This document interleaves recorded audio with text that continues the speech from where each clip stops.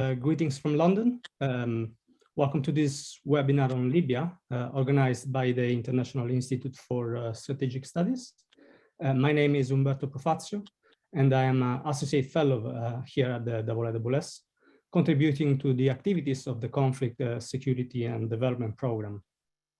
The CSDP team is responsible for the publication of the Armed Conflict Survey, which is a yearly publication, which is out soon, possibly in October. A flagship publication of the IISS. The IISS monitor conflicts worldwide, looking at root causes of the conflicts, trends, recent developments, as well as data and maps. The CSDP team also organized conflict briefings, such as this one.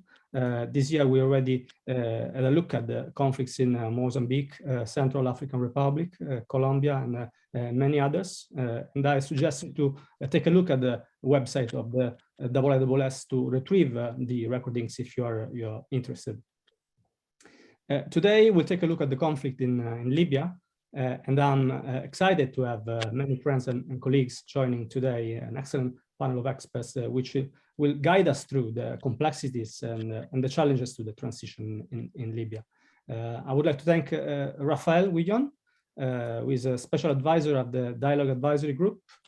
Before joining the DAG, she has worked with the UN Support Mission in Libya and the UN Department of Peace Operations, as well as various NGOs. She has extensive field operations in Afghanistan, Libya, and Nepal, and directly contributed to mediation efforts in Libya and Western Sahara.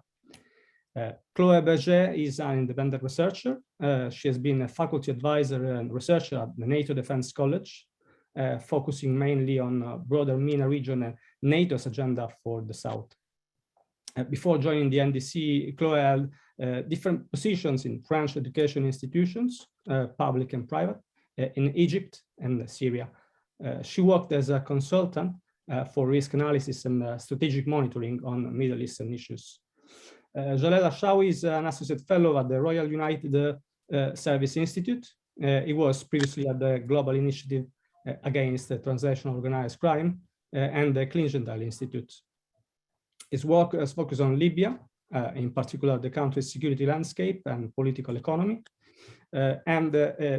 Emaddedin Badi is a senior analyst at the Global Initiative Against Transnational Organized Crime. He's also a non-resident senior fellow with the Middle East programs at the Atlantic Council, where he focuses primarily on US and European policies towards Libya. He's also an advisor for the Middle East and North Africa program at the Geneva Center for Security Sector Governance. Before starting, just some housekeeping rules. We have 10 minutes for each speaker. I will try to make a follow-up question if we run on time. And then we leave the second part of the webinar to the Q&A session. You can make your questions through the Q&A button here at the bottom of the screen. And I will relate the question to the speakers. Before starting, just a reminder that 2 years ago, we did a conflict briefing on Libya. At that time, the Battle of Tripoli was almost over. Libya was at a critical juncture at that point, on the risk of direct confrontation between regional and international powers on Libyan soil. A lot has changed since that time. We don't have the same political characters of before. Fayez al-Sarraj is out. The Government of National Accord is not there anymore. And also the chairman of the National Law Corporation seems on his way out. But a lot, as most things have remained the same, we still have two parallel authorities confronting each other. And Libya seems on the way of resuming political polarization. So how did we get here? And we will try to answer this question with the first speaker, that is Raphaëlle Guillon.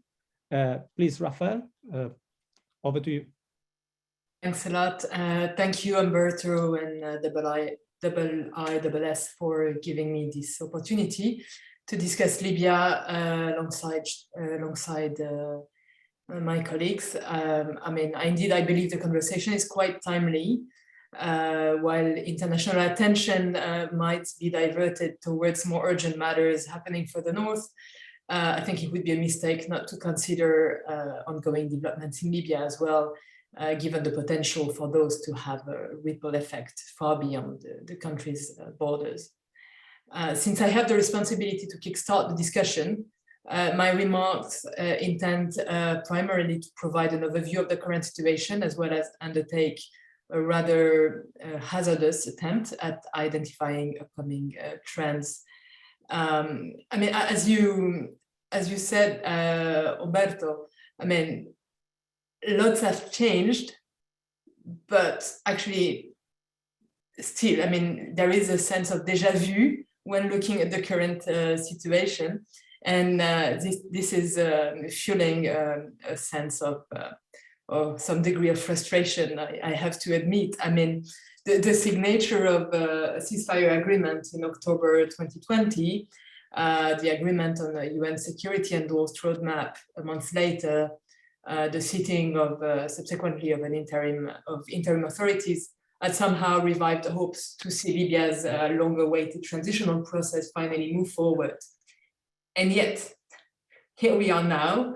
Libya is confronted to an acute legitimacy crisis due to the standoff between two competing and contested executive, as well as the absence of legitimate national level institutions.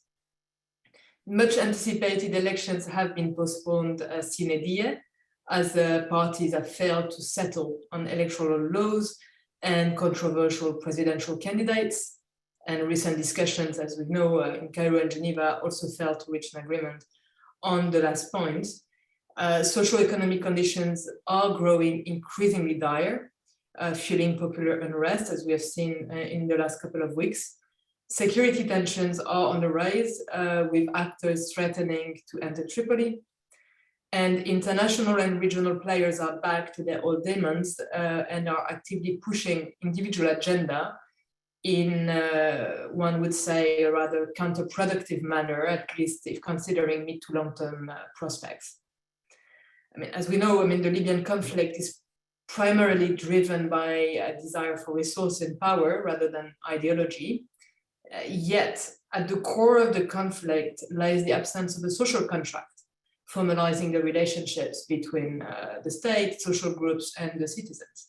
And this so far has proved to be the key impediment to stability in Libya and has undermined the viability of any political agreement reliant on external sponsorship or exclusive deal-making. Unfortunately, past attempts at rebuilding the country have failed, in part due to the emphasis placed on technical quick fixes designed for public consumption and which have exacerbated enduring fault lines rather than thought to address deeply rooted issues at the core of the conflict. Further to this way too long introduction, I'll provide a few pointers as to where we stand at present and then highlight some trends, which I think will be further developed by my colleagues anyway. So, as I mentioned earlier, the cessation of hostilities in October 2020 and the selection of interim authorities had kind of revived hope to see progress towards an improved governance, stability, and most importantly, accountability. Yet, the indefinite postponement of the elections and the appointment of competing executive authorities did reverse whatever limited progress had been achieved so far. On the ground, the situation exacerbated rifts and has pushed opposing camps to double down efforts, including through the provision of financial incentives to secure support from security actors. Alliances are particularly fluid, as uncertainty around the political way forward is prone to deal-making and interest-based discussions taking place between local figures and national stakeholders. So far, the leadership of armed groups, in the West, and I think Jalel will expand on it, has displayed pragmatism, including through outreach to both camps, which in turn has also further exacerbated the fluidity of the situation.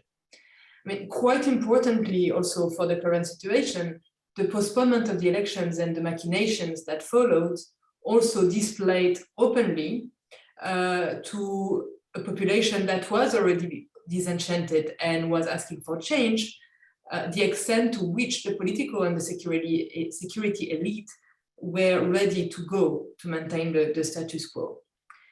On the international front, efforts have also failed to go beyond deal makings, masquerading into political settlements. I mean, while the appointment of Stephanie Williams as a special advisor to the UNSG had indeed reinvigorated UN-led efforts, I mean, we have to admit, I mean, and recognize that the international context is not prone to building the consensus that would be required to put pressure on Libyan actors and guarantee that agreements would indeed be respected. To the contrary, one can argue that international polarization and regional realignments are undermining attempts at finding a sustainable solution to the political impasse, and that in turn also have amplified prospect for political and military confrontation, as well as contributed to the country's fragmentation. I mean, in addition to what I've described, I mean, this kind of protracted political crisis, that, I mean, we have seen also stalled attempt at advancing much needed economic reform, which has exacerbated an already crooked economic system and contributed to the deterioration of economic conditions. Attempt at forecasting future development in Libya is usually quite complex and often artificial, given the fluidity of alliances and the transactional nature or approach favored by most of the actors.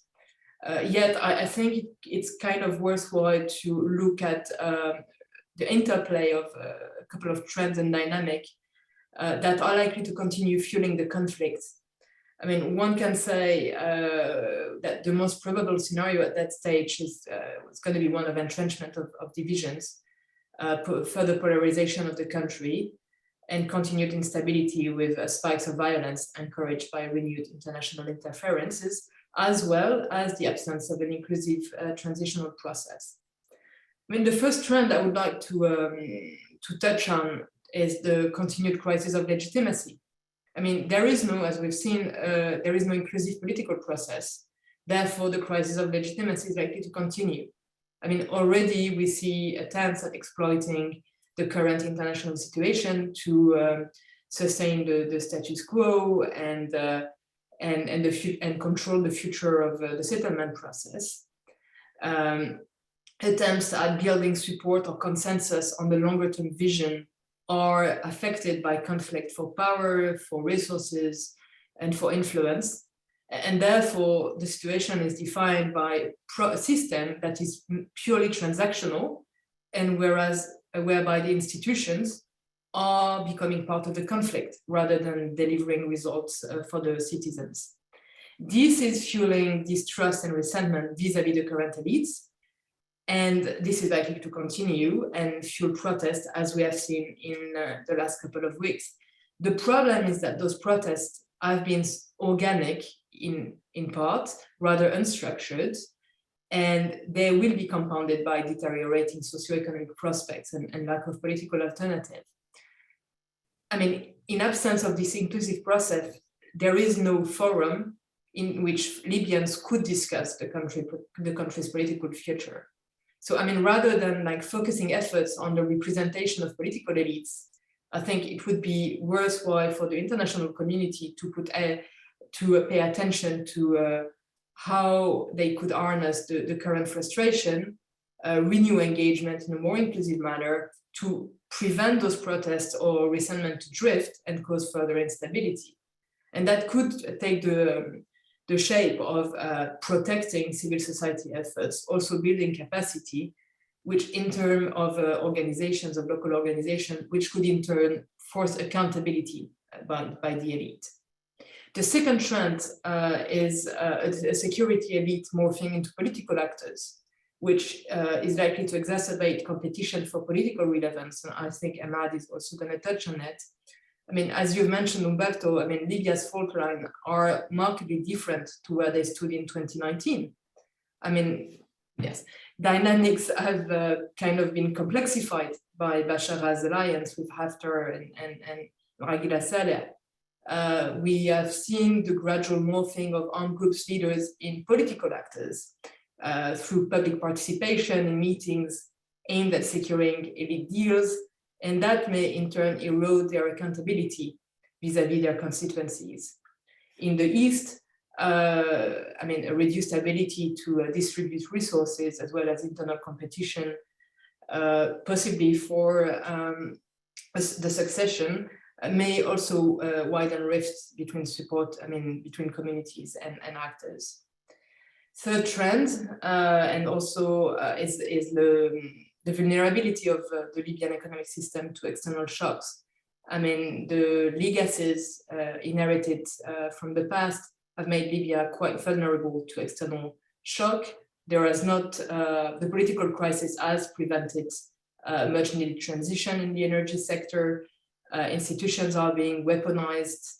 And in addition, international instability, inflation, and impact on world prices and imports is also likely to compound already dire socio-economic conditions. And I mean, one can only think about the impact that those had in 2011 to think of possible consequences at the moment.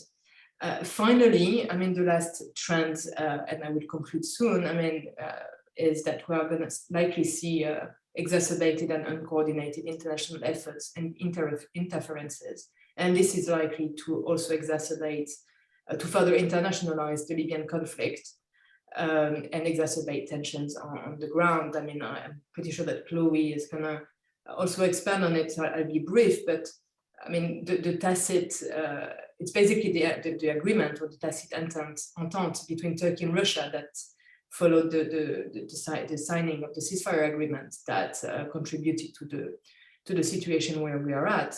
And that has allowed, which has allowed both countries to consolidate their respective entrenchments.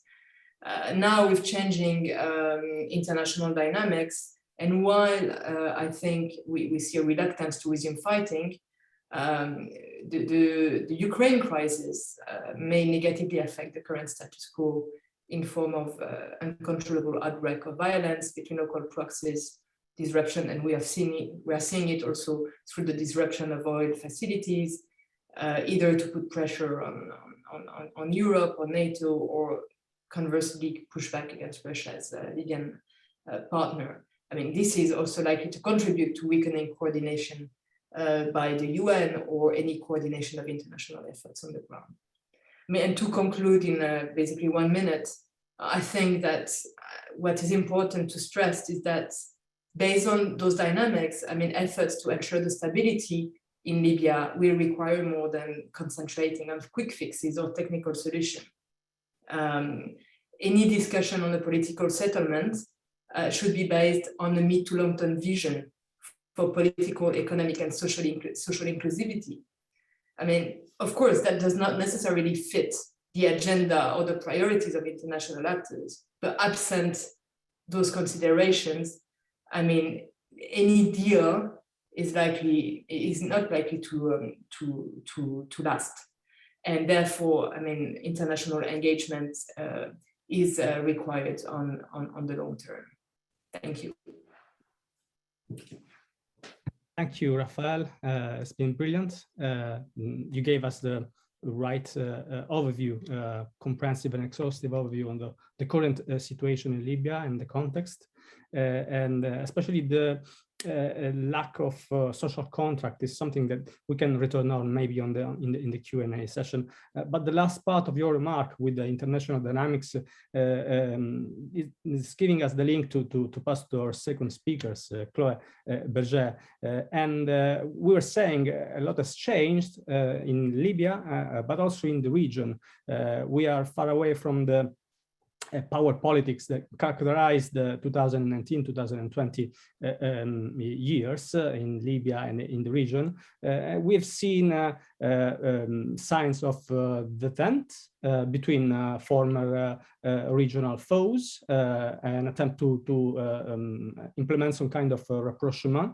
But at the same time, the international landscape has been dramatically altered by the Russia's invasion against Ukraine.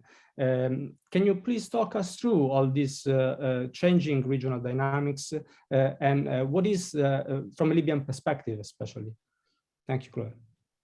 So thank you very much. Thank you for the kind invitation. I would like to build on several things that Raphaëlle just mentioned, because this is actually interesting. This idea that we will see more and more transactional politics on the ground. Actually, this is also something that we are seeing at the level of the region. And this is for the reason that Raphaëlle has mentioned, the fact that we have an absence of forum where I would say all these political, I would say, issues could be worked out among Libyans, but also among international and regional actors. This is creating a very risky situation.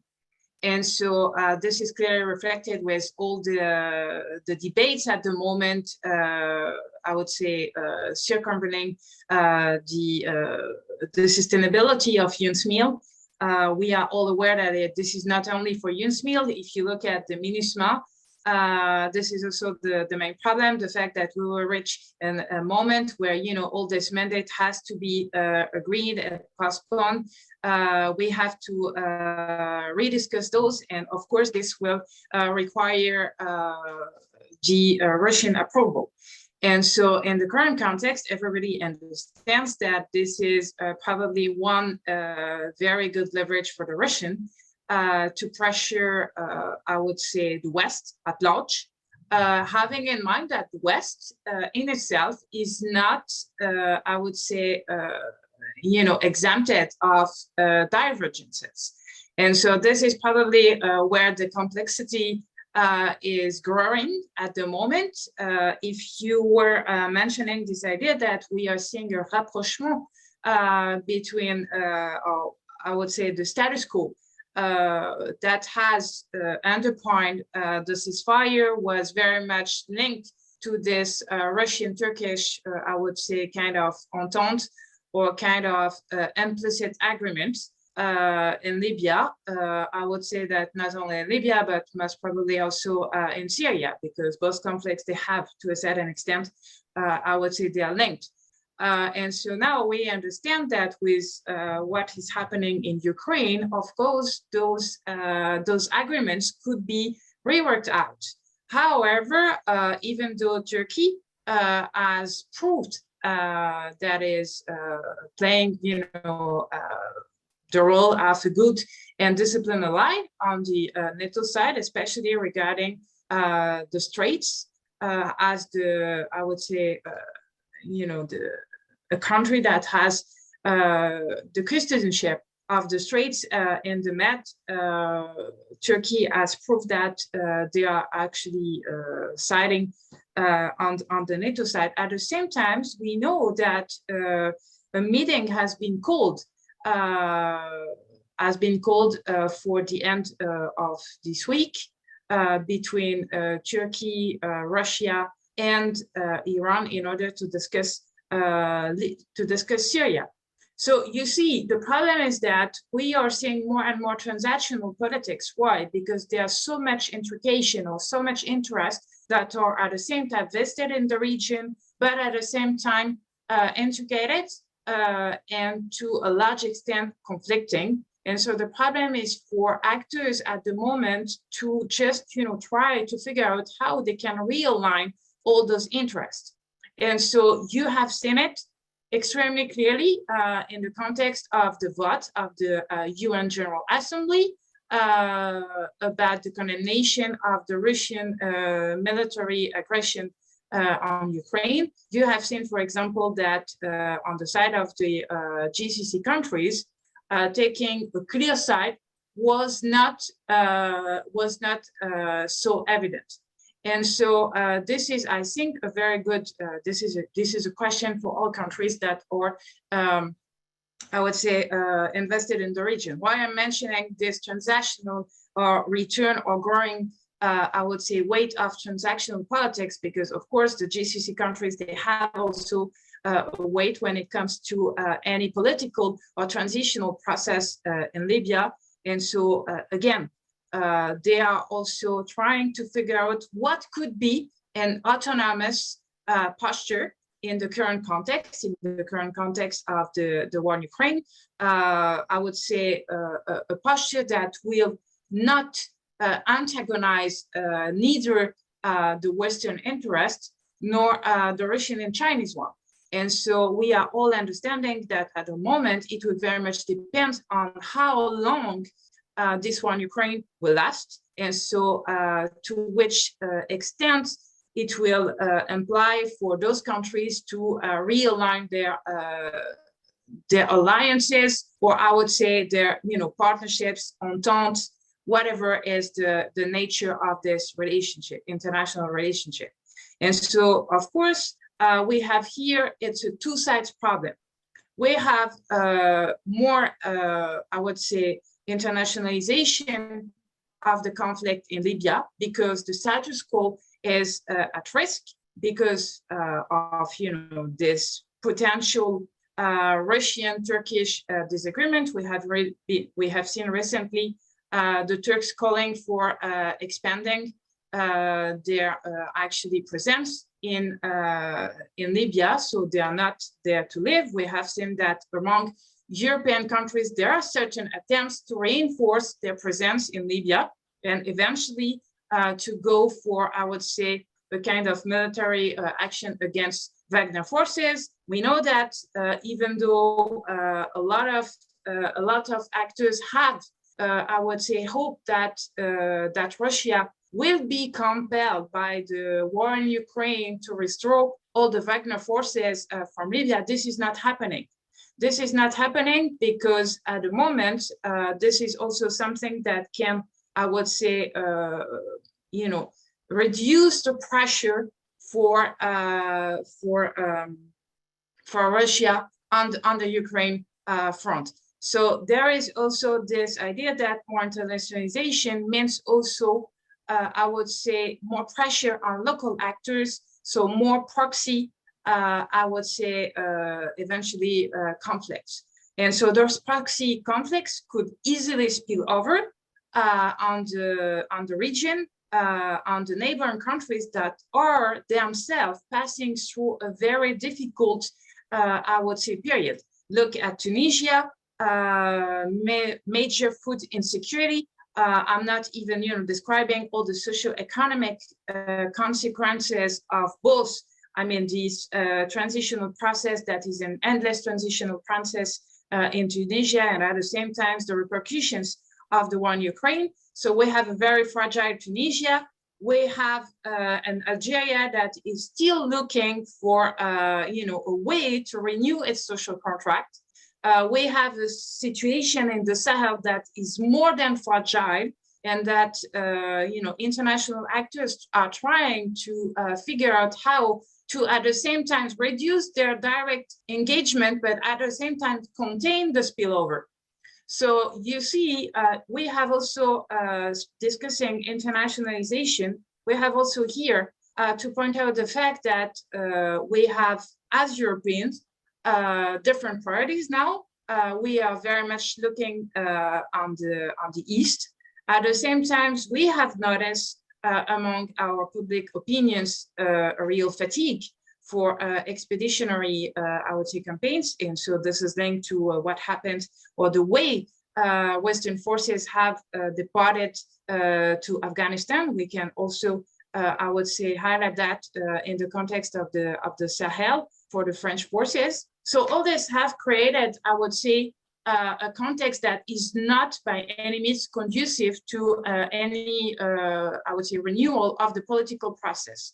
The problem is that we have a crisis of legitimacy, and even though the international community was able to meet in some place and together around this consensus for, I would say, pushing forward a political process in Libya, the problem is that at the moment, domestic instability in Libya is growing. The crisis of legitimacy is once again posing the question of who could be invited, okay, to sit at this negotiation table.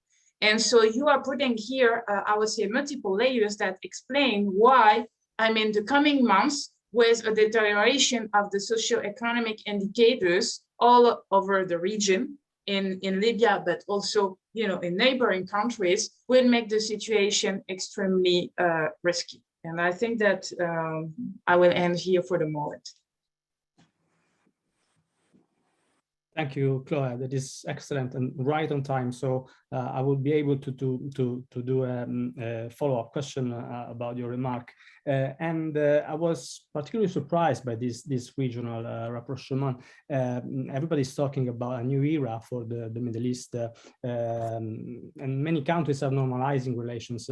But I think there are still some structural differences, and sometimes they emerge from time to time. For example, I was surprised by a report saying that the appointment of former Algerian Foreign Minister Sabri Boukadoum has been rejected by the United Arab Emirates in the Security Council. And so does this episode reflect that there are still structural differences between rival powers, and this regional detente is just an illusion? No, I think that there are clearly, and this is bringing me to my first point, this idea that everything is becoming more transactional. More transactional does not mean that you have an interest on a short term to make a deal, but it does not mean that at the end of the day, this is, I would say, sending away all structural differences and rivalries. It does not mean also that countries that have regional ambitions, they have, I would say, abandoned those regional ambitions. The problem is that at the moment, those regional actors, they are compelled by a war that is getting on the international level. They are compelled to take a side. And so what they are saying is that they don't want to take a side. Because this is something that is not directly involving them. At the same time, we understand that even though they don't want to be directly involved, there are consequences that are directly impacting them. And they could be part of the problem, or they could be part of the solution. And this is basically, I would say, the meaning of the visit of President Biden, the tour that he will do in the MENA region those coming days. This idea that you are offered the possibility of playing a positive role from the Western perspective, or on the contrary, to be marginalized. And I think that this idea of having to choose a side is complicated to be worked out by the actors, because today, even in the best case scenario, the most closest allies to the US, they have diversified, and they have been encouraged to do so to a certain extent, their partnerships. So you see that in the context of countries where you have already fragmentation, you have already local actors that have the ability to leverage some support on the international, I would say, level or regional level. This is, of course, bringing much more complexity, because you have, it's a three ways pass, I would say. And so you have all this conundrum where there are a lot of data that needs to be worked out. Thank you, Chloe. It's been brilliant. Thank you very much. This fragmentation brings us to the second part of this webinar. We already talked about the political dynamics, the parallel authorities, the international dimension of the Libyan conflict. Now is the right time to take a deep dive into the problem of the rogue militias. And I'm really happy to have with us Jalel Harchaoui, which will guide us through the fragmentation of the security sector in Libya, and now these super militias, which are still dominating the country, are still dominating in the country, are evolving, readapting to the changing political landscape, but they still have an iron fist on Libya. Jalel, the floor is yours. Thank you, Umberto. I wish to also thank IISS, which has been systematically supportive of my work over the last several years, and I deeply appreciative of that. As always, I'm glad to be associated with Emad, as well as Raphaëlle and Chloe, who just made a good presentation, which will mean that I will be able to focus on some of the local realities.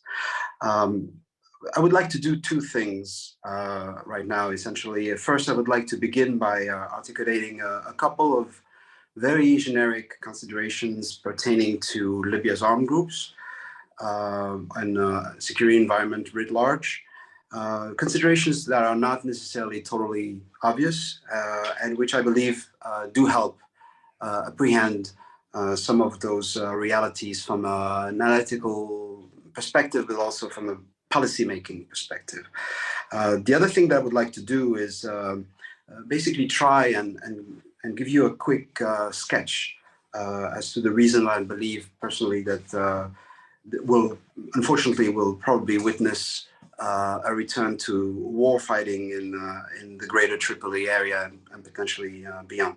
So armed groups in general and the current situation in particular. If you look at just the last 24 hours, you'll see armed groups manifest their strength locally across the entire nation. In Tripoli, just last night, Mustafa Sanallah made an announcement meant to reassure international oil companies about continued operations. And that declaration in itself is a reminder that the incumbent CEO of the National Oil Corporation is still in place. He's still physically in the actual building.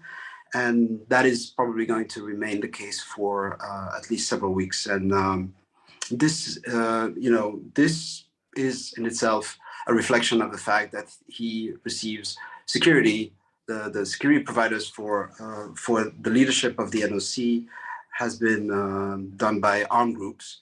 And those armed groups don't always obey the formal executive. Sometimes they obey the GNU leadership and sometimes they don't. And that's essentially the hallmark of armed groups. And in Benghazi yesterday, there was an interesting episode where Faraj Al-Gaim, an armed group leader. So we're talking about an armed group in the east, and armed groups are not just an exclusive feature of northwestern Libya, as opposed to what some propagandists will tell you. So this Faraj Al-Gaim person has been officially aligned with the leadership of the General Command or the LNA, the so-called Libyan National Army, led by the Haftar family. But yesterday he made it public the fact that he seized thousands and thousands of pieces of Libyan national identity paperwork meant to be given to Egyptian citizens. So this phenomenon, which is now more and more controversial, drawing more and more attention in northeastern Libya, wouldn't be in existence without at least a tacit acceptance on the part of the general command of the LNA. So here we are with an LNA affiliated or at least an LNA aligned armed group leader dissenting and using the fact that part of the actual population disagrees with the policy of bringing in so many Egyptians in Cyrenaica. So just two examples, and I could go down the list, but this is effectively a reminder that armed groups exist across the entire nation. And that's the reason I don't use the word militia. And I certainly will not use the word rogue, because rogue effectively means that an actor has been diverging from the behavior that it's supposed to be displaying. And here it's completely redundant. Armed groups have the leeway to diverge from what the chain of command is expecting them to do. And that's effectively what we have to deal with across the entire territory of Libya. The other word that I would like to question here is parasitic. This notion that the armed groups could be likened to parasites. A parasite, when you get rid of a parasite, you feel immediately better. It's always good news because the parasite has been absorbing your resources and energy and life. This is not the case. Those armed groups, those that have been able to show some serious longevity, the reasons we are still talking about them 11 years after the revolution is because we have a survival bias here. We're talking about those that did well. And those that did well, they have not just developed an ability to engage in a sophisticated portfolio of illicit activities to capture extra revenue in addition to basic salary, but they've also developed the ability to project power in a way that is particularly precious and particularly valuable for their constituencies and also for some formal agencies and institutions. So those armed groups, unfortunately, are useful and they are very crucial for some basic state functions. And the two aspects are not separable. It's designed not to be separable. And that's the reason this particular issue is so daunting and so difficult. Now, there's one other example that I could use to segue into the second part of my presentation is this video that was released yesterday evening from Martyrs Square in central Tripoli. We saw this very impressive series of armed group leaders, most of them very notorious, very well known, rejecting a potential move by the prime minister designated by the House of Representatives in the East, Fathi Bashagha. So it was really an anti-Bashagha message. And I do say anti-Bashagha, not pro-Dabeiba. Some of the actors in that video or in those pictures are actually displeased and disenchanted with Dabeiba, but they are clearly against any potential move by Fathi Bashagha. So what you see in that video is effectively what looks like a very impressive coalition of armed groups that are determined to prevent any kind of land grab or any kind of assertiveness on the part of the other side, the Fathi Bashagha side. So what you would see typically yesterday in social media is this narrative. Fathi Bashagha is basically in a rush. He's been talking too much to the media and he's going to probably make a mistake because he's obviously weak. And in front of him, you have this very robust coalition of armed group leaders. And part of the rush is due to the fact that you have this deal, very robust deal that just got clinched between Dabeiba and Haftar directly through the form of a new leader for the National Oil Corporation. And I reject all of this. I feel that this narrative is deeply flawed. First of all, there's no evidence that there was any deal between Dabeiba and Haftar. There was a deal between Dabeiba and Abu Dhabi, which is a very different thing because Abu Dhabi just matters much less to Haftar. Abu Dhabi has reduced its aid, financial, military, and diplomatic, political, to Haftar over the last year and a half. So this idea that just by picking a Libyan figure that is deeply associated with Abu Dhabi, all of a sudden Haftar would be satisfied and would just lay down his weapons and abandon all the other grievances, especially on something like the NOC. Addressing the NOC doesn't address the budget, doesn't address the LNA budget.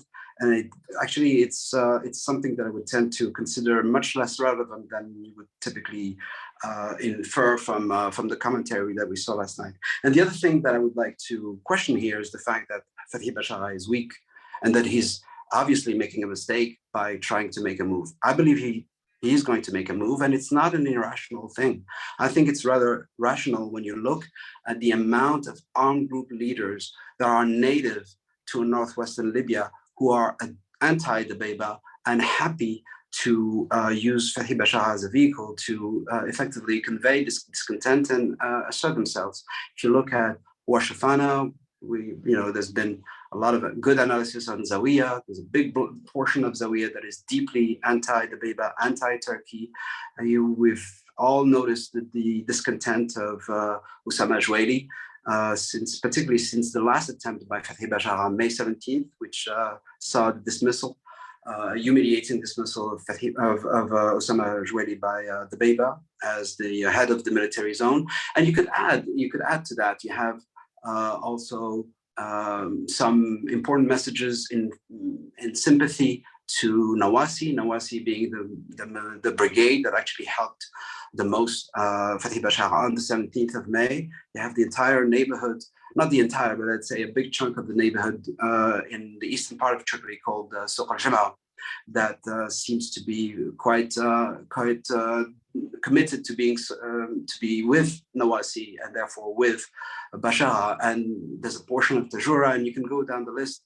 So if you add to this the fact that we do not know that there's a deal between Dabeiba and Haftar, then you could imagine the possible coordination and the possible linkage that could exist from Benghazi down to Jufra, down, and then go to all the way to Nasma, and then end up with effectively actors that are actually indigenous to central Tripoli. If you look at the strength of Nawasi that was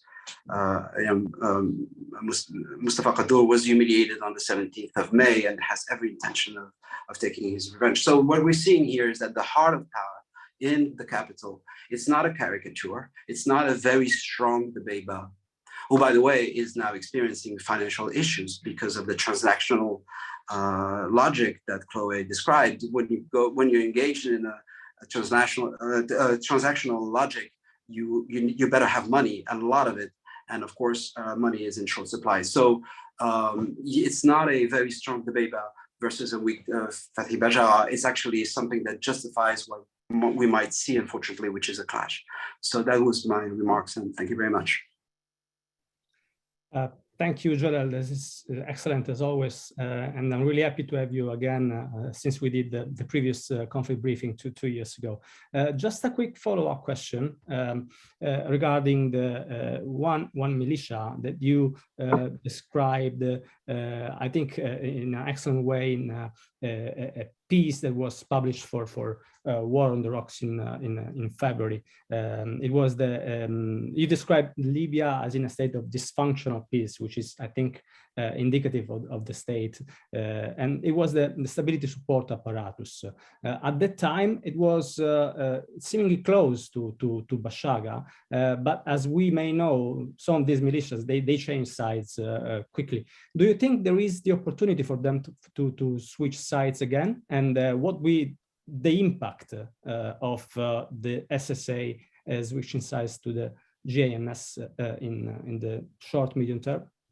Yeah, I mean, obviously, when I was referring to Washafana and Zawiya, the biggest actors that I was referring to as being pro-Bashar actors, actually were part of the SSA. And I'm using the past tense here because I don't think there's much of an SSA anymore, because what appeared in January 2021, when this was created, it was really a formation that included Abdelghani Kikli, known also as Niwa, and of course Ayub Abu Ras, in addition to the core of what I believe was already the core and the strongest, most filled with leadership and initiative actor. And I'm talking here about Hassan Bouzriba, who's officially part of the org chart. So that org chart from January 2021 is just no longer applicable because Ayub Abu Ras is deeply pro Dabeiba.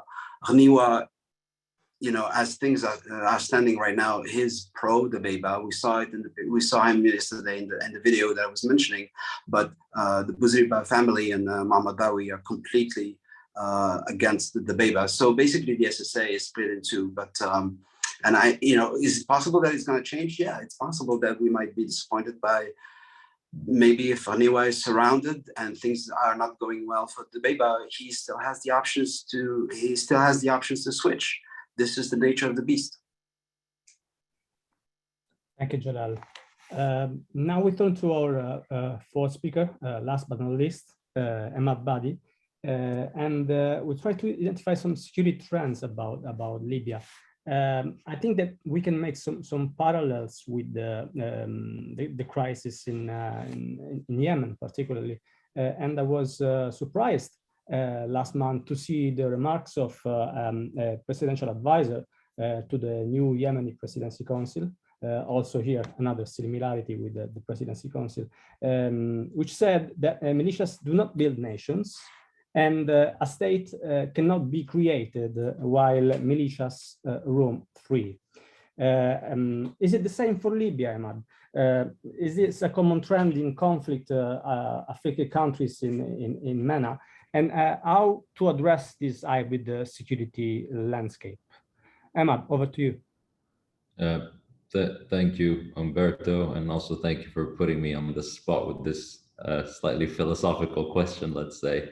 But I'll try and answer it maybe within my intervention, and I'd like to thank both my co-panelists and the IISS for first of all their eloquent interventions, and then also for inviting me to speak with you. In terms of security trends over the past year or so, if I would like to kind of put them on the continuum, on a sort of continuum, when the GNU came in, we had a very hands-off policy towards the security sphere. The GNU was quite risk averse in terms of actually siding with any side. And now the situation has completely shifted. The apex perhaps is yesterday, where we have armed groups that overtly have aligned with a specific political blueprint that accommodates, in this case, GNU, kind of different trends perhaps over the past year, both on the domestic and on the international side, as to how the military, let's call it, tracks or security tracks have been. Most Western powers in the quote-unquote international community, by the end of last year, had already grown disillusioned, I would say, with the GNU, the Government of National Unity, and its PM. And even in terms of domestic stakeholders, I would say a lot of them acknowledge that the government or the executive in Tripoli has done little by way of improving service delivery, spearheading any sort of institutional reforms, and hasn't also delivered on elections. And the PM has instead focused to a certain extent on maneuvering to stay in power, whether through elections or otherwise. But even locally, there was an underestimation, I think, of his ability to broker local alliances, at least in March of this year. This stymied a lot of the political momentum against him, and it delegitimized partly the contending Prime Minister, Fathi Bashagha's endorsement process. And all of this put the onus on what would happen in the security arena. It was no longer about who was legitimate and who was illegitimate. It was about who was going to be able to broker an alliance cohesive enough to remain or ensconce himself in Tripoli. And so far, the person that has come out arguably on top has been Abdelhamid al-Dbeiba. And arguably for Fathi Bashagha, the push to kind of ally himself with Khalifa Haftar has proved a boon to Dbeiba, in that many of the armed actors and constituencies who were sort of hedging, sort of on the fence about the political, military, social, etc. developments over the past year, sided with Dbeiba, at least in Western Libya. Now, with the contemporary developments, something's got to give. And the tide, if Dbeiba and Haftar come to a certain agreement, whether this NOC kind of deal moves ahead or not, the tide is likely to shift, because you had winners and losers that were produced last year with the GNU formation process. You had new winners and losers that were produced as part of the Bashagha government formation process. And now with Bashagha kind of, I wouldn't say reached the twilight of his political lifeline. I agree with Jalel in terms of the fact that from his perspective, it makes sense right now to provoke a conflict in order for him to remain kind of relevant.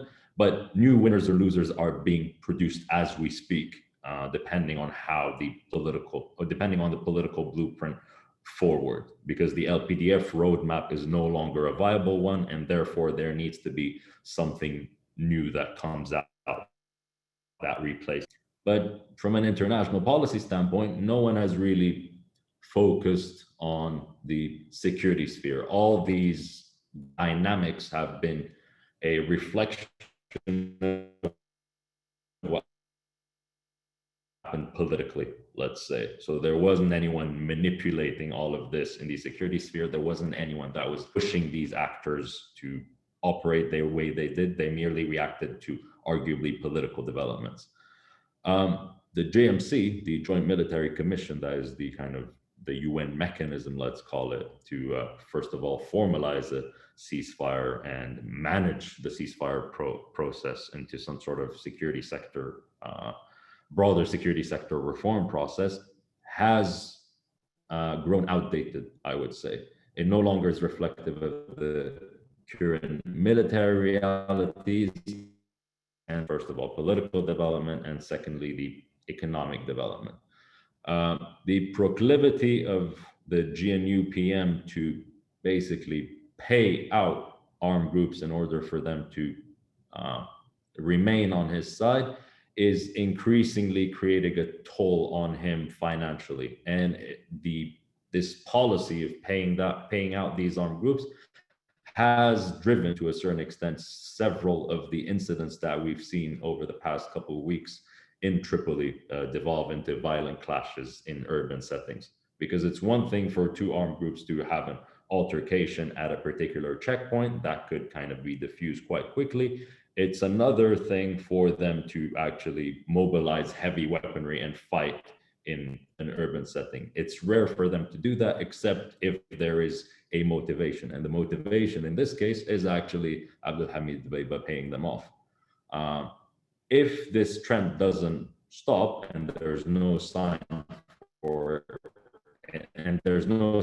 that it will stop, that creates a heavy financial toll on Dbeibeh that at the moment he doesn't have a capacity to resolve, except if he comes to a certain agreement as to that enables him to regain access to finances.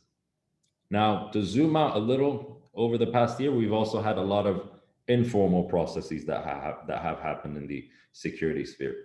On the one hand, what's happening in Eastern Libya? The LAAF is having its own legacy planning initiative, so to speak. And part of the trend that Jalel outlined about the Egyptians mobilizing and arriving and being given out national ID numbers or a certain permutation of national ID numbers is part of this legacy planning initiative.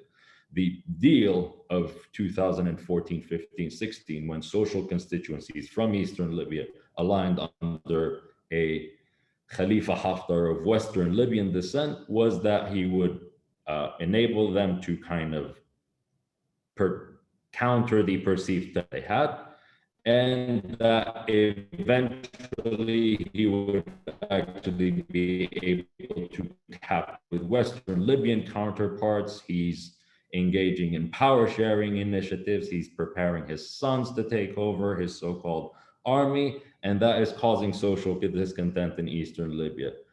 That means that a lot of the constituencies that are in Eastern Libya are no longer happy with Haftar, and particularly not happy with his sons. And that creates a threat. What does that mean for Haftar's sons? They need to create a social constituency of their own, and they've managed to a certain extent, try to do that with a lot of the, let's call them Praetorian armed groups that they've built over the past few years that have monopolized a lot of the, first of all, financial resources, but more importantly, a lot of the heavy weaponry that was sourced from foreign powers over the past years. But more importantly, now they need human, and the human capital is being sourced via Egypt from tribes that argue that they have Libyan kind of heritage, basically. And that's part of the reason why they're giving them national ID numbers. So the idea is to create a loyal social base, let's say, to Haftar Junior's son, the Haftar Juniors, basically. So that's what's happening on the Eastern side, and we'll have to see whether this legacy planning initiatives moves forward smoothly. On the Western side, we have armed groups that have catapulted themselves into positions of political prominence by positioning themselves as kind of, first of all, counterparts to Fathi Bashagat, counterparts to Abdul Hamid Beiba, counterparts to Khalifa Haftar and his sons, etc. And they're being handed ministerial portfolios left and right. Now, another trend that maybe hasn't been captured, I think, in the commentary is that a lot of these armed groups had infiltrated institutions over the past year anyway, over the past years, sorry, anyway, since the GNA era. But what's happening now, especially since the GNU arrived, is that some of the figures that have been appointed as heads of either ministerial portfolios of head of particular security services are cultivating, let's call them, their own militias to counter the militias that had already infiltrated the heading. So this is valid for the internal security service, for the external security service, for the intelligence as well. And this is a trend that I think will outlast the current chapter in the political struggle that we have, basically, and that will have heavy militia, let's call it, infiltration within these entities, both security entities, but also ministerial portfolios, etc. The last bit I wanted to touch on as part of this kind of intervention is the social discontent, the protests, and how the armed groups have reacted to them. Now, there's a demographic aspect to the, there's a demographic and a generational aspect to the protest. For a lot of the young people that mobilized as part of these protests, this is elite, basically. And you have a heavy permeability between the youth networks organizing the protest and the youth networks that comprise the armed groups. And this permeability has somewhat allowed a lot of the armed groups to insulate themselves from the protest impact. So you're not seeing that these decentralized protests are actually targeting the armed groups at all. And most of the armed groups have not explicitly maneuvered to repress protesters, but rather they leverage their mantle as so-called security providers to basically portray themselves as the protectors of these protests. Now, there are obviously exceptions to this rule, and there are security entities, particularly in Eastern Libya, that either manipulated the process or tried to repress them, but this is also valid for certain security institutions in Western Libya. But the overall trend hasn't been one where the protests are targeting the security service. Rather, it's one where the political elite is the one that is being targeted as part of this. And another dynamic which I wanted to also outline vis-a-vis the protests is that if you look at where they are happening, which neighborhoods the protests are manifesting, they're not the most densely populated areas in the country. These protests are not happening in Buslim, they're not happening in Ain Zara, they're not happening in a lot of the most populous neighborhoods in Tripoli, for example. And that is an expression of the sway of armed groups and their pull factor, their ability to have a pull factor vis-a-vis the youth there, and also their ability to repress protesters. So the idea, and I think we might even, in the commentary, might have over-romanticized a little bit the protest, because we expected that these would have this sort of grand impact and that international policy might shift because of that. Ideally, they should, but now that the situation electricity-wise has slightly improved and gas lines have also calmed down a little, and aid was also a factor, ironically, in that it saved a little bit the political elite. I don't expect the protest to garner a lot of sway in the coming days, at least. And the Fridays was the day where the second or third protests were supposed to happen. But overall, I just wanted to kind of have this parentheses to speak to the fact that the protests aren't targeting the armed groups. So ironically, the armed groups will come out probably even stronger from this phase, since they haven't been the explicit kind of target of the protesters or targets of social discontent, basically. Now, in terms of your questions as to whether a state can be or cannot be built with militias, what we have now is a state that is very much infiltrated by militias. It doesn't necessarily function, and they're not parasitic, as Jalel mentioned, but it does have nefarious effects when they are able to peg into direct ministerial directly. So for instance, just to give you an example, since you mentioned the SSA earlier, if the brother of the Bouzreba brother is appointed as Minister of Interior, that would give the SSA, for example,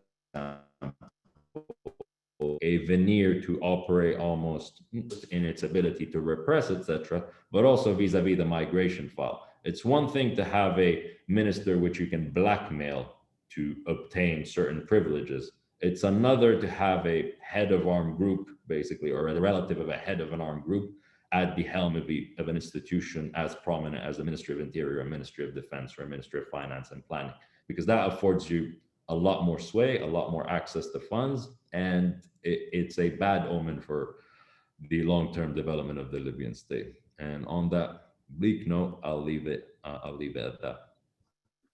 Thank you, Emad, and thank you also for trying to address my philosophical question. I was surprised. Yeah, I think that you're almost right about the fact that the Libyan state is so infiltrated by militias that you also warned in a recent piece for the Italian Institute for the Study of Political Affairs that trying to involve military leaders in the negotiations, political negotiations for the future of Libya comes with the risk. Now I will try to open the floor to the questions by our audience. We already have some very, and we can also see from the screen that you can use the Q&A button at the bottom of the screen to make your question. I would like to go back to Raphaëlle. Since I saw I'm in depth with a follow-up question with her. So there is one question by Karim Bilal Garsalawi, which asks about the Presidency Council and its role in the recent protests. And many have asked the PC to take a leading role, maybe declare a state of emergency, put a constitutional basis and lead the country towards election. I will also add a small question to this. Do you think that this is there is a risk of giving too much power to the PC and maybe paving the way to populist tendencies? The parallel with Tunisia is right in front of us. Thank you, Raphaëlle.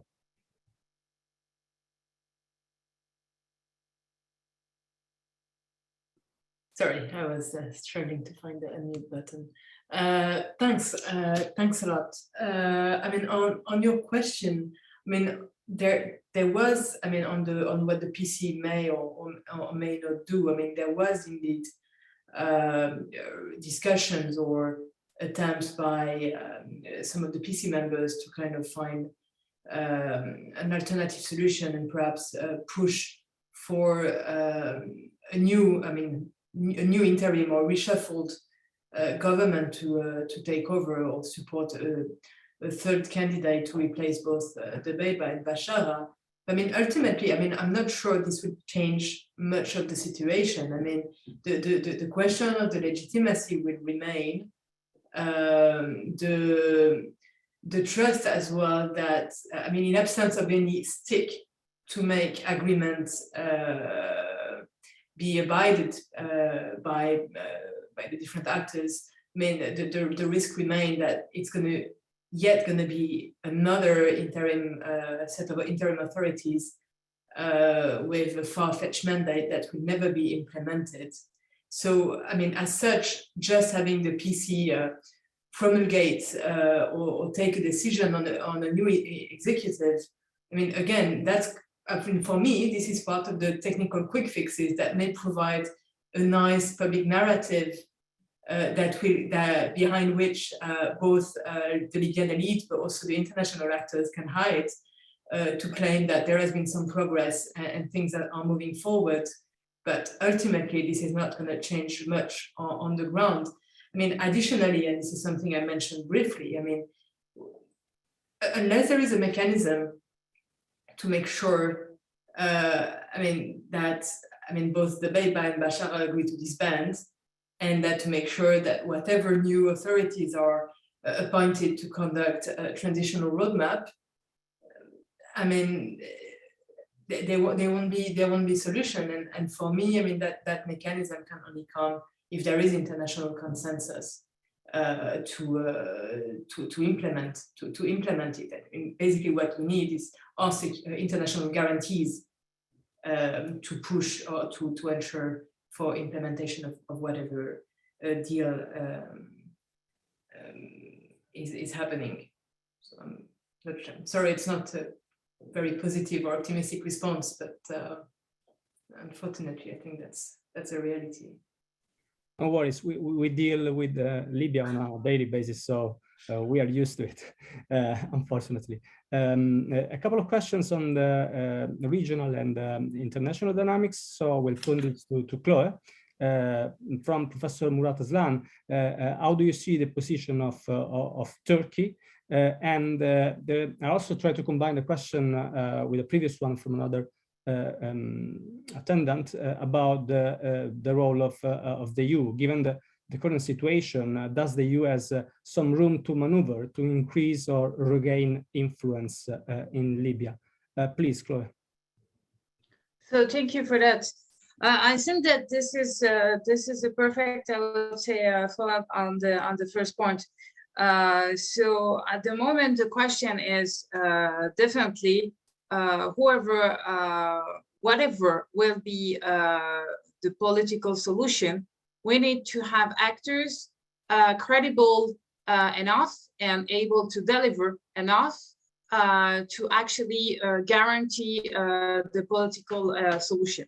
And so this brings me to the idea that at the end of the day, we have seen over the last years a kind of status quo or implicit agreement between Turkey and Russia on the other side, because no one of them was able to, I would say, gain the upper hand, or at least for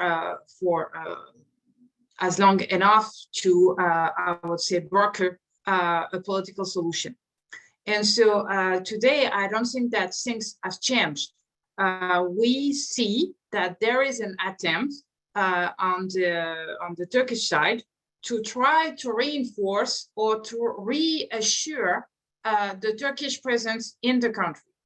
It does not mean that the Turkish presence will be is equivalent to expelling the Russian forces. Russian forces, but actually not official Russian forces. So this is another, I would say, this is another complexity, because at the end of the day, you can, if it was, a dialogue with the Kremlin, it will be a part of a political, I would say, negotiation. At the end of the day, the Wagner forces, they have their own business interests. Of course, the Kremlin has leverage on those forces, but it does not mean that, they are mobilized as, Russian conventional forces. So the Turkish position is, for me, to stay. The question is that to stay to the what? Of course, to keep backing, I would say, the reform of the security sector, yes. But at the end, to which extent this part of the security sector is enough, will be credible and capable enough to back any political accord vis-a-vis the other actors that are present in the security sector. This is another question. And so we have seen that the European Union has been present for a long time in Libya. At the same time, I think that the European Union, because of some internal divisions, have never been able to define a strong position, sufficiently strong to do something, especially in the security sector. I think that Ahmed said it very correctly. There is no more blueprint, because actually we have seen many blueprints for the security sector reforms, and I think that nobody is anymore buying it, because every time you have a problem that you missed a strong actor to actually enforce or endorse whatever has been decided. And so this brings me to the question of what about EU? The EU, of course, we have seen a rapprochement between France and Italy, but at the end of the day, this is not enough, as you know, the current crisis in Ukraine is steering divergences about security, energy, I would say, issues. And so again, we are back to a new era where we see more and more divisions among Europeans. This is unfortunate, but I think that this is not conducive to a more robust mandate for IRINI. And so this is probably the first and direct, I would say, interest of the European to make something, to take action, to have, assets at sea, at least to contain new migratory flows. But even for that, I'm not super optimistic. Thank you, Chloe. It's excellent as always. I will now turn to Jalel. There's a question for him and Emad, but I think I will address it to Jalel by Alessandro Politi. He's asking, what is the estimated resource portfolios of main militias between impositions, types of trafficking, oil revenues? I will also try to attach a small question about the current economic situation. We talked about the parallel authorities in Libya, and this is referring not only to the political authorities in the executive branch, but also the financial institutions, because the reunification of the Central Bank of Libya has not been accomplished yet. And so, Jalel, what is the impact of the conflict on the banking system and financial institutions in Libya? Please, Jalel. Yeah, I mean, I would tend to point to a statement from Ali Hibri just 2 weeks ago, which didn't say that Russian printed banknotes were going to stage a comeback, but alluded to it with much emphasis. So personally, reading it between the lines, I concluded that it was in the process of happening. I would like to remind our audience that there was roughly, before the devaluation of the dinar, roughly 14 billion dinars injected by Russia. So small pieces of paper. This is not wealth. Those are just banknotes inserted into Eastern Libya between 2016 and 2020. And things kind of stopped because the idea was, as part of the ceasefire, to give the banking reunification a chance, because a full banking reunification would have actually been great news for actors in the East. It would have also been indirectly good news for Russia to have a normal, fully integrated banking system across all of Libya. But of course, we know that it hasn't happened. It could have happened over the last several months. I think Tripoli dragged its feet. But the bottom line is that we're here. As the situation is deteriorating, we know that the Eastern factions, namely the Haftar family, is in a hurry. It needs money more than anything else. It's discussing money all the time. It's asking for money, and money is what it wants. And a lot of what it's about to do has to do with money. And as a result, it's apparently accelerating the process by which several billion, probably 14 billion, 15 billion dinars are going to be arriving in Eastern Libya. If that happens, the dinar is going to tank. And a weak dinar is going to increase inflation, which was already a big problem across Libya. It's going to basically add another layer of inflation. It's going to revive the letter of credit arbitrage in Tripoli. It's going to be a mess for households.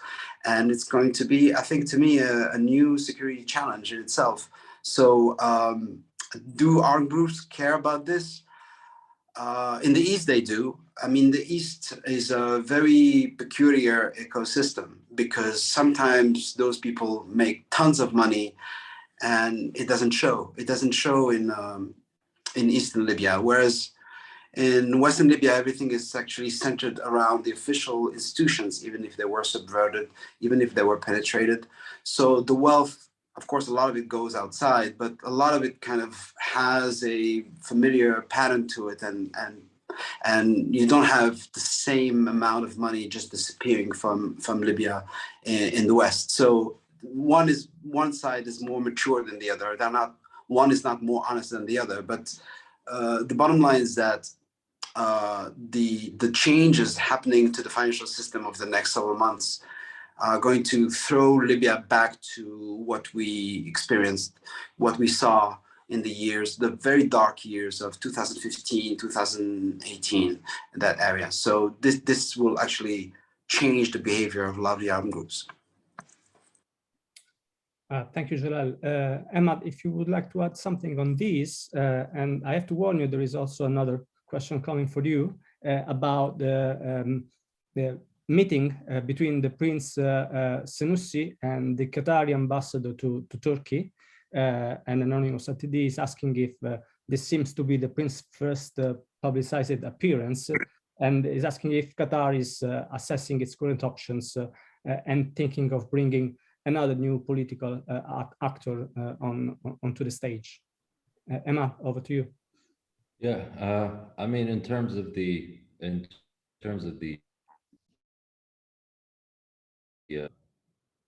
banking sector, etc., and the developments therein, of the LAF and the fact that it very much needs cash. I also think that part of the reason why the agreement brokered between the kin of the Dbeibas, or the Dbeiba family, so to speak, and the Haftars in Abu Dhabi, as to the new NOC chairman and his background in banking, speaks to the fact that this is very much about money rather than a technocratic appointment meant to resolve, let's say, by virtue of his role in the contemporary, let's call it, ecosystem of Libya's banking system. The NOC chairman has the ability to green light the transfer of bank proceeds from the bank accounts at the Libyan Foreign Bank to the CBL sovereign accounts. So having someone at the board, having someone that can do that from the Haftar side allows them significant leverage, basically, on that front. And Bengdara is known for being very pro-Haftar, basically. So that's one thing. So they're not very invested, let's say, in the long-term development of the National Oil Corporation, etc. This is part of a bigger deal regarding finances, but they just haven't defined the contours of it, and it is very likely to collapse. The other facet of this is also the Mustafid side of things. The Mustafid being the proposed financial mechanism that would see effectively a sort of foreign Libya's funds being effectively overseen by the US, or a consortium of US affiliated companies or international companies, basically. Sanallah was a essential cog in that mechanism, basically. So his replacement is partly also an expression of a pushback both on the Haftar side and on the Dbeiba side of this, against this kind of system, this Mustafid, or this US proposed mechanism. So you can read it as on different sides, basically, depending on where you stand. In terms of the Prince, etc., the Prince came out with an op-ed on the need to go back to the 1951 constitution and why this could be kind of a panacea for Libya at this stage. I personally don't see what realistically he could do in the contemporary period. This is a bit akin to kind of also the conversation around Saif Gaddafi, although Saif has, perhaps due to the time, kind of, we're talking 50 years versus 12 years, Saif has even more chances in the current settings. But I don't see what the prince could do. And also the meeting set up, and also it's the way it was publicized was quite weird. Meeting the Qatari ambassador in Turkey to speak about Libya isn't exactly the best, let's say, PR, if that is what it was intended as. But I wouldn't be able to speak to the Qatari policy on that front. Basically, the only thing that I could be able to say is perhaps there's some sort of affinity to the fact that Qatar is a monarchy, and this is effectively a descendant of a monarch, or a monarch, so to speak. So on that front, perhaps there's some sort of affinity, but beyond that, no clue. Perfect. Thank you, Ahmad. We already tested the speakers a lot this afternoon. It's really hot, but I would make one last effort. Since we have 4 minutes, I would ask you to be brief and 1 minute each. What do you think, just to answer this question, what is the likelihood of, from you, Hungary, what is the likelihood that Bashaga, with the LNA support, will likely enter Tripoli in the next few weeks? 1 minute each, starting from Raphaëlle, and then Chloe, Jalel, and Emad. Thank you. And I mean, are we taking bets afterwards, or I mean, in terms of Bashar making a renewed efforts backed by the LNA and Haftar to enter Tripoli, I'm skeptical he has the means. I'm a bit more skeptical than Jalel in that regard. I don't see him having, I mean, he may try. Whether he will succeed, I doubt it. Again, because of the transactional natures of the armed groups, but also because yeah, I don't see him having enough support, and the Beiba being faced with enough distrust, or at least enough that it will mobilize groups to actively support one camp against the other. I think we're going to remain in the status quo situation for the moment. Please, Chloe.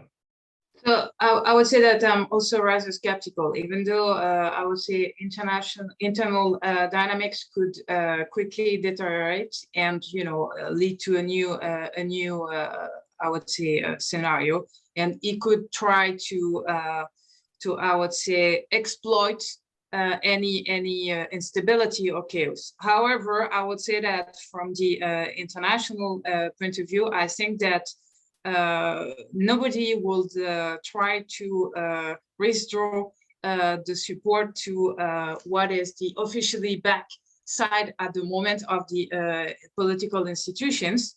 And then on the other side, I don't think that Russia would be interested to make any very strong move to support, by the way, whoever on the Libyan side. I think that the Russian, that could be, a delta, a game changer. They are too busy with other things, at least for these 2 coming months. Thank you, Jalal. Yeah, I'm going to remain consistent with my own presentation. I'm going to stick my neck out and say that I predict that Bashar, supported by the LNA, will definitely try to enter Tripoli by force. We are going to be shocked by the involvement of Russia. We are going to be shocked by the fact that it was actually, as I said earlier, it is going to turn out to be a rational choice, in the sense that there's a chance it might succeed. I don't know the odds of success. I don't think, but I'm not saying he will succeed at all, but he will definitely try, and it's going to be brutal. The response will be brutal, and will effectively realize that it's not a conflict just within Tripoli, but also involving other parts of the nation.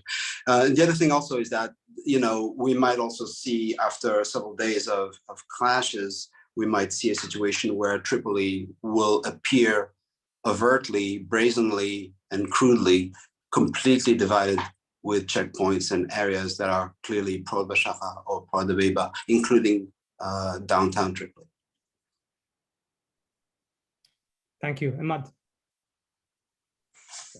Seeing as I'm in Tripoli, I'm hoping that Jalel's prediction doesn't materialize. But I would tend to agree about Jalel's assessment, but with a bit of nuance, basically, because the agreement that Fathi Bashar had with both the armed groups that aligned with him and the LAF was not that they were going to fight on his behalf.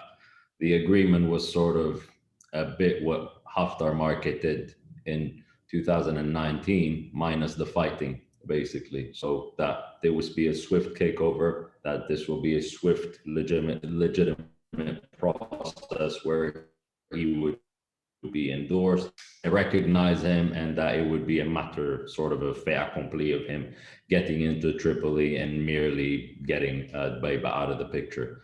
That hasn't materialized, and we tend to forget that it's not Bashar that decides things on his own, even if he would like to. There's a lot of other stakeholders that have to decide to fight on his behalf, and a lot of them won't do that. Haftar's too cash-strapped to do that. A lot of the Western Libyan armed factions that would like to align under him, and those that have massive ministerial portfolios, have not mobilized to the extent that they would fight a full-fledged April 4th type war on his behalf. And without access to finances, basically, I don't see how he can manage to do that. And that's part of the reason why even Whaley, which paraded here, etc., has really provoked a conflict. Now, this isn't to say that Bashar won't, he said he would do and won't try again. I think he doesn't have an off-ramp. He's too far, he's gambled too far in now, and it would be almost impossible for him to step down. So he will try again. I just think that at the moment in the contemporary climate, both socially, financially, politically, all the dynamics point to a failure should he retry to do that. But his political relevance is either tied to him entering Tripoli and ensconcing himself here, which the current dynamic speaks to him not being able to do that, or provoking a conflict, which he intends to do if he wants to remain politically relevant. So from a realpolitik standpoint, from a pragmatic standpoint, he will try again. It's just a matter of how hard he'll fail, so to speak. And that's that. Thank you. Thank you, Mad. We are running out of time, but I see Chloe with a raised hand. I don't know if we have time to get that, Chloe. It's a 1 minute actually nuance. I would be interested to see how the Russians, and I would be also interested to better understand who are the Russians that we are speaking about. If they were to support this kind of attempt, how they will deliver more support. Because at the moment, I mean, they are quite constrained by, the blockade on the Black Sea. So even for Syria, this is becoming increasingly difficult, logistically speaking. So to go to Libya is, I would say, another story. Yeah, they don't need to go to Libya. They're already in Libya. They're already training Libyan forces now as we speak. There are already more planes now that are Russian compared to 2020. It's all real. Nothing needs to move. It's not much. Libya is much smaller than Ukraine. You can make a difference through roughly 2,500 men who are already on the ground. This is a reality that you can confirm by just speaking with eyewitnesses. It's all happening already. They don't need to fly. This is nothing new. The leverage factor is much bigger because Libya is not, I mean, in terms of appetite for war is pretty low. So if you have a little bit of an impulse in terms of training, in terms of coordination, in terms of additional equipment, you can make a huge difference. And Egypt is hand in hand with Russia. There's nobody closer to Russia than Egypt, and Egypt is next door. You know, moving weapons, it's all happening as we speak. Thank you. Well, our group of experts has spoken, almost 50-50 with some nuances, with the possibility of Bashar trying to force his way into Tripoli in the coming weeks. We don't hope that Libya will provide a new spark for a new season of conflict in the country and in the region, in the MENA region. So I would like to thank all the speakers for joining us. It's been a rich and interesting discussions, and hopefully we will do some other event on Libya in the coming weeks or months. There will be a recording for this webinar. We will keep you up to date, and please stay in touch for any other activities and information from the IISS website. Thank you all, and it's been a pleasure meeting you again.